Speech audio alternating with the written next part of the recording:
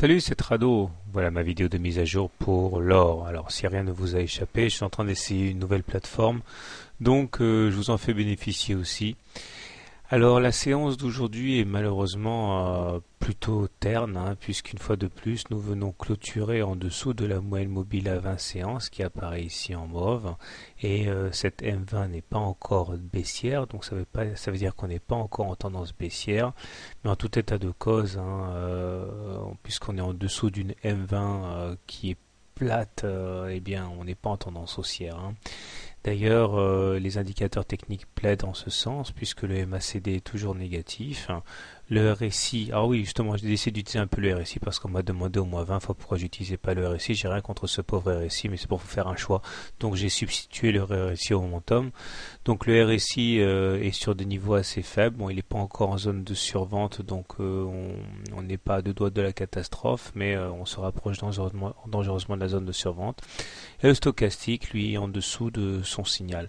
Bon, tout ça, ça forme quand même un cocktail qui n'est pas très ragoûtant et qui laisse la porte ouverte au ralliement des objectifs fixés par analyse graphique, à savoir tout d'abord le double top ici, ok, dont l'amplitude renverrait à un objectif de 1478, enfin 1480 par là, par rapport de l'amplitude du M en dessous de la ligne de coup, qui correspond également plus ou moins à un support horizontal important, puisque c'est le plus bas de juin 2011. Et nous avons un autre objectif graphique important, pour les plus pessimistes, c'est la figure en drapeau que j'avais déjà signalé il y a 2-3 jours.